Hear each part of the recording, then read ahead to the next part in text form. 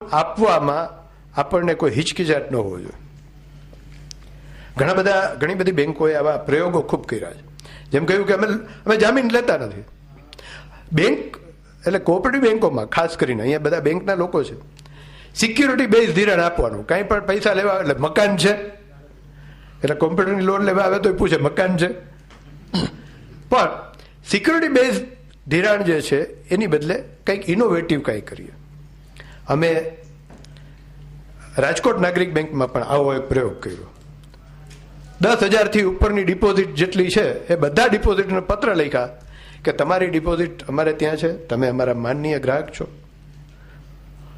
તમે તમારા કુટુંબમાં કે તમારે પોતાને કોઈને કોમ્પ્યુટર લેવું હોય તો તમે 0% લોન માટે એલિજિબલ છો. અમે તમને 0% થી લોન આપવા માટે અમે તૈયાર છીએ.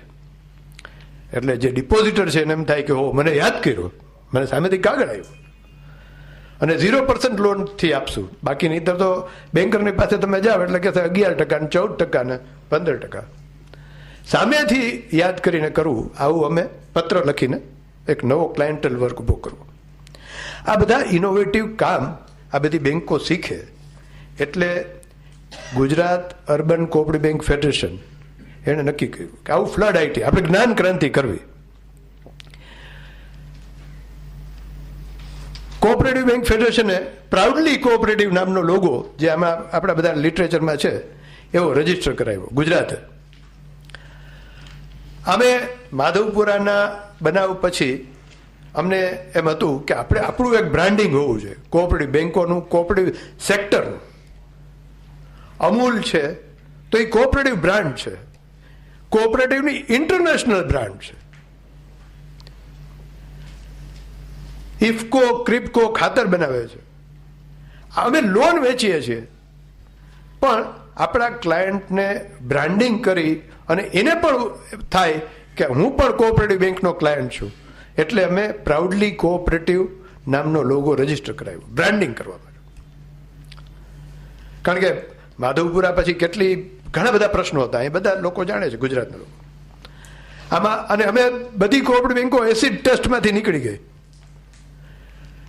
બાજુમાં બેંક બંધ થતી હોય ને આપણે કંઈ કરી ન શકતા એવી સ્થિતિ હતી. લોકો આપણો જ સગો ભાઈ એમ પૂછે કે તમે રાજકોટ નાગરિક બેંકમાં ડાયરેક્ટર છો ને? એટલે કે હા. એટલે એ પૂછે કે તમારી બેંકમાં ડિપોઝિટ રાખવા વાંધો નથી ને? આવી સ્થિતિ હતી. ચેરમેનોએ પોતાના વિઝિટિંગ કાર્ડ ખિસ્સામાં મૂકી દેતા, કોઈને દેખાડે નહીં કે હું કોઓપરેટિવ બેંકનો ચેરમેન છું. આવી સ્થિતિમાંથી અમે બહાર નીકળી ગયા છીએ અને હવે કામગીરી સાચી, સારી અને મધ્યમ વર્ગના લોકો જે અમારો નિશ ક્લાયન્ટલ છે એનું કામ કરવા માટે આપણે કમર કસવી જોઈએ. અને એટલે અમે પ્રાઉડલી કોઓપરેટિવ મધ્યમ વર્ગ કે જે ભારતનો અને દુનિયાનો સૌથી મોટી વસ્તી ધરાવતું હોય તો એ મધ્યમ વર્ગ છે. આ મધ્યમ વર્ગ છે. ભલભલા પોલિટિશિયન્સ એણે મધ્યમ વર્ગની જરૂરિયાત ન સાચવે તો એ ફેંકાઈ જવાના છે. આ મધ્યમ વર્ગ છે એની હાલત કેવી છે? એની હાલત થોડા હૈ થોડે કી જરૂરત હૈ. એને જરાક થોડીક મદદ મળી જાય તો જેમ કહ્યું કે પાન વેચવા વાળો એ 10-10 રૂપિયાની નોટ લઈને હપ્તા ભરવા આવે, એને કોમ્પ્યુટર કોણ અપાવે? એને થોડીક જ મદદની જરૂર છે. આ કામ બે વખતે અમને તો ખબર નથી કે આ કેમ થયું છે, પણ TV9 વાળા છે એને આ ફ્લડ આઈટી પ્રોજેક્ટમાં રસ પડ્યો તો એ લોકો શોધી આવ્યા કે એક ચાની કીટલી અમદાવાદમાં છે, એ ચાની કીટલી વાળાએ એના દીકરાને કોમ્પ્યુટર અપાવવા માટે આમાંથી લીધું હતું ને એની આખી સ્ટોરી બનાવી અને ન્યૂઝમાં આપ્યું હતું કે ચાની કીટલી વાળો રોજ કેટલા લોકોને ચા પાય છે અને એમાંથી શું બચત કરે છે, અને એના દીકરાને ભણાવવા માટે એણે કોમ્પ્યુટર લઈને દીધું. આખા જે બનાવો સહકારી ક્ષેત્રમાં બન્યા છે એ સહકારી ક્ષેત્ર માટે જબરજસ્ત તાકાત આપવાવાળું છે. અને જેમ કહ્યું કે જો આપણે ટ્રસ્ટી છીએ સહકારી ક્ષેત્રના, તો આ ટ્રસ્ટી તરીકે આપણી આ ચાની કીટલીવાળાને પાનવાળાને એક બેંકમાં પોતા કરવાવાળા અને કચરા સાફ કરવાવાળી બેન હતી બેંકની અંદર, એણે સાહેબને કીધું કે સાહેબ મારા દીકરા માટે કોમ્પ્યુટર મળે? તો કીધું તું પગારમાંથી કપાવજે. હું સાહેબ તમે કહેશો એ પગારમાંથી કપાવી દઈશ, પણ મને કોમ્પ્યુટર પાવી દે. અને આ બધા જે નાના નાના માણસોએ કોમ્પ્યુટર લીધા, દેટ ઇઝ કોઓપરેટિવ બ્રાન્ડિંગ. આ અમારી તાકાત છે, આ સહકારી ક્ષેત્રની તાકાત છે. અમૂલ કેવી રીતે બન્યું? તો અમૂલ વર્ગીસ કુરિયનને એમ થયું કે આનું કંઈક બ્રાન્ડિંગ કરવું છે. વર્ગીસ કુરિયનને એના ભાઈએ કીધું, પૂછ્યું કે તું આ એક જગ્યાએ ખૂણામાં બેઠો છો ને દૂધ ને આન તેને છે ને તારે પોલ્સન સામે હરીફાઈ કરવાની છે. એ વખતે પોલ્સન નામનું બટર બહુ ફેમસ હતું અને આ બધા મલ્ટીનેશનલ છે, એની સામે હરીફાઈ કરવાની. તમારી બ્રાન્ડ ક્યાં? એટલે નક્કી કર્યું કે અમૂલ, આપણે અમૂલ છે એ અમારી બ્રાન્ડ. એમ કરીને અમૂલ નામથી શરૂઆત કરી અને એ બ્રાન્ડિંગનું જે અમૂલ નામ છે એ તો ખેડા જિલ્લા દૂધ ઉત્પાદક સંઘે પાછળથી લીધું ને પછી ફેડરેશનને આપ્યું. પણ નાની એક મંડળી હતી એણે અમૂલ બ્રાન્ડિંગ કરાવ્યું અને પાછળથી હવે અમૂલ બધી જ ડેરીઓનો સમૂહ જે છે એનું ફેડરેશન છે મિલ્ક માર્કેટિંગ, એણે આ અમૂલ બ્રાન્ડ લીધી. આ બ્રાન્ડિંગ કેવી રીતે ડેવલપ થાય છે? અમે ફક્ત સહકારી બેંકો નહીં, સહકારી મંડળીઓને પણ કીધું, સહકારી ધિરાણ સંસ્થા, તો સહકારી મંડળીઓને પણ કીધું કે તમે જોડાઓ. સેલરી અર્નર્સ કોઓપરેટિવ સોસાયટી જે બહુ મહત્વનું રિયલ કોઓપરેટિવ કામ કરે છે. રેલવેના જે એમ્પ્લોઈઝ હોય તો રેલવેના એમ્પ્લોઈઝની પોતાની સેલરી અર્નર્સની કોઓપરેટિવ સોસાયટી હોય, બેંક ઓફ બરોડાના એમ્પ્લોઈઝની કોઓપરેટિવ સોસાયટી હોય. આ બધી જ સેલરી અર્નર્સ કોઓપરેટિવ સોસાયટી છે. એના માટે તો આ પ્રોડક્ટ બેસ્ટ છે, કારણ કે એને પગારમાંથી સીધા હપ્તા કાપવાની સત્તા છે. એટલે એના એમ્પ્લોઈઝને જેને કોમ્પ્યુટર લેવું હોય તો 0% લોન આપે અને એના પગારમાંથી કાપે, એટલે સેફટી છે. આખું એ જે કામગીરી કરી એને આખો સરવાળો જ્યારે બને છે તો હું એમ માનું છું કે ફ્લડ આઈટી દ્વારા ટ્રસ્ટીશીપની ભાવનાથી કામ કરતા સહકારી ક્ષેત્રના લોકો મધ્યમ વર્ગના અને નાના માણસોની જરૂરિયાત પૂરી કરી શકે એવો આ પ્રોજેક્ટ છે. આ પ્રોજેક્ટમાં જે લોકોએ જબરજસ્ત કામગીરી કરી છે, જે બધી બેંકો છે, મંડળીઓ છે, પણ એક હું ચોક્કસ 100% માનું છું કે આ વર્ષે ગયા વખતના પ્રમાણમાં કામગીરી ઓછી એટલા માટે છે. મને જે ફીડબેક મળ્યું કે પહેલાં હું કોમ્પ્યુટર વાપરતો, પછી ટેબ્લેટ આવ્યું, એપલનું ટેબ્લેટ વાપરવાનું શરૂ કર્યું. એટલે પેલું જે મોટું જે લેપટોપ હતું એ એક બાજુ વહી ગયું. ટેબ્લેટ છે આઈપેડ એપલનું, એ મારા માટે એમ થાય કે આ સાવ ઇઝી છે ને આ સહેલું છે, એટલે એ વાપરવા માંડ્યો. હવે હમણાં મેં સ્માર્ટફોન લીધો આનો સેમસંગનો. હવે એમાં કમ્પ્યુટરનો બધો જે વિગતો પૂરી થવા માંડી છે. મારી જરૂરિયાત શું હોય તો મને ઈમેલ ચેક કરવાની હોય અને ફેડરેશનમાંથી બેંકમાંથી જે ડેટા આવે એ જોવાનો હોય. તો હું મોબાઈલમાં જોવા માંડ્યો છું. મને મોટું લેપટોપ છે એ કંટાળાજનક લાગે છે, આઈપેડ કંટાળાજનક છે, હવે મોબાઈલમાં આવી ગયું.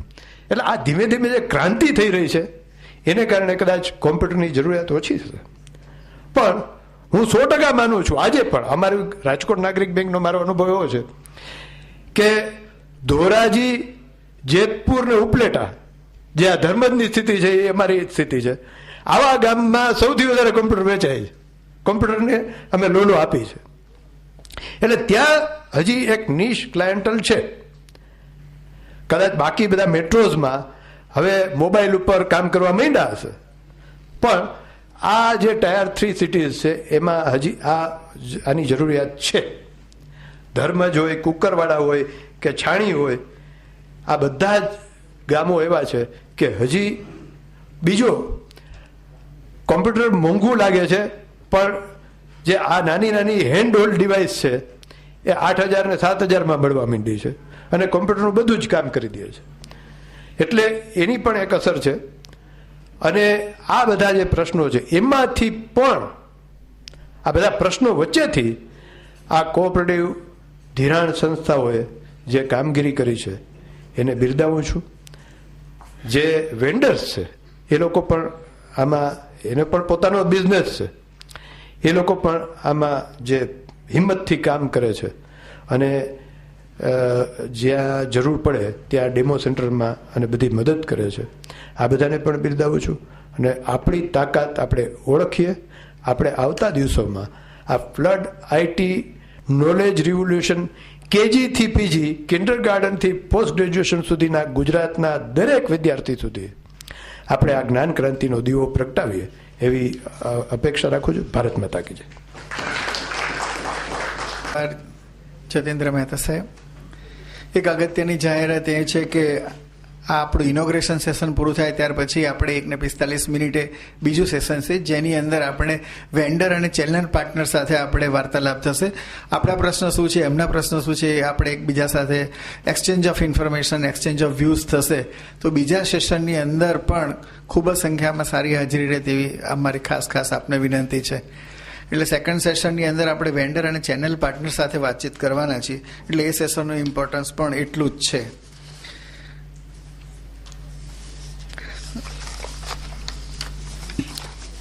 ઇનોગ્રેશન સેશનમાં હવે હું એના કન્ક્લુડિંગ પાર્ટ રૂપે I will request Shri R N. Joshi saheb to convey vote of thanks. Shri R N. Joshi saheb, CEO, Gujarat urban banks federation.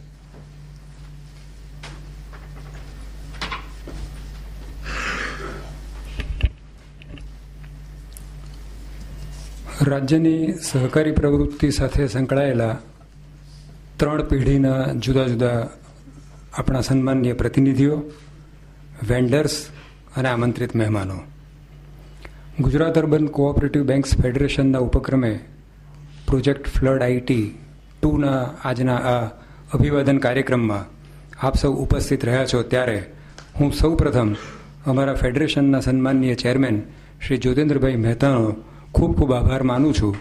કારણ કે અત્યંત વ્યસ્ત હોવા છતાં એમણે આજનો દિવસ પસંદ કરી અને માત્ર 3 કે 4 કલાક આવી શકાશે એવી વાત કહી અને છતાં એ આવ્યા અને એમણે આખા પ્રસંગને ગૌરવ અપાવે તેવું જે પ્રવચન આપ્યું તે બદલ આપણે સૌ એમનો આભાર માનીએ છીએ. હું બીજો આભાર માનીશ આપણા project director Shri N V. Patel saheb, કે જે પોતે મારી દ્રષ્ટિએ is wizard of cooperative movement. 1959થી શરૂ કરીને 2013 સુધીની આખી યાત્રા કે જે ગુજરાતની પ્રગતિની યાત્રા છે અને એની સાથે સાથે એમના પોતાના વ્યક્તિ વિકાસની પણ યાત્રા છે. એમાં સહકારી પ્રવૃત્તિમાં એમનું જે પ્રદાન છે, ત્યાર પછી તે છે નર્મદા નિગમના ચેરમેન બન્યા, હાલ પણ વુડાના ચેરમેન છે. તો એવા સંનિષ્ઠ આપણા સંચાલક તરીકે એમણે જે સેવાઓ આપી અને ઘણી વખત તો એવું બને કે 12-14 કલાકની સળંગ મુસાફરી કરી અને આગલી રાત્રે ગાંધીધામ હોય તો બીજા દિવસે એ મને કહે કે હું મોરબી પહોંચ્યો છું, આજે અહીંયા આવવાનો છું, ત્યાંથી એ સીધા ગોધરા આવે. તો આ કાર્યક્રમની અંદર જે સફળતા મળી છે એની પાછળ એમની જે મહેનત છે દેખાઈ આવે છે. અને આથી હું શ્રી એન.વી. પટેલ સાહેબનો ફેડરેશન વતી ખૂબ ખૂબ આભાર માનું છું. ત્યારબાદ આપણા પ્રોજેક્ટના કન્સલ્ટન્ટ શ્રી મુકેશભાઈ શાહ, કે જેઓ આ પડદા પાછળની બધી જ પ્રવૃત્તિઓ કરે છે અને સાંગો પાંગ આખું વાણ સુપેરે ચલાવે છે, હું એમનો પણ ખૂબ ખૂબ આભારી છું. એમના જેવા કાઉન્ટર પાર્ટ શ્રી મુકેશભાઈ ઝાલા, જે ખૂબ ચૂપકીદીથી બધો વહીવટ સંભાળે છે, પણ આપણે એમને ભૂલાય નહીં, એમનો પણ હું આભાર માનું છું. અને રાજકોટ ડિસ્ટ્રિક્ટ તરીકે, રાજકોટ હેડક્વાર્ટર તરીકે અને સમગ્ર સૌરાષ્ટ્ર માટે જેઓ કન્સલ્ટન્ટ તરીકે કામ કરે છે એવા આપણા કલ્પકભાઈ દોશી, જે ખૂબ સારી રીતે ત્યાંનો વહીવટ સંભાળી રહ્યા છે, તે બદલ તેમનો પણ હું આભાર માનું છું. આ તબક્કે અમારા ફેડરેશનના ડાયરેક્ટરશ્રીઓ શ્રી ચીનુભાઈ, શ્રી અશોકભાઈ, શ્રી ચંદ્રકાંતભાઈ, શ્રી મહેશભાઈ, શ્રી નવનીતભાઈ, આ બધા જે સમય કાઢીને અહીંયા પધાર્યા તે બદલ તેમનો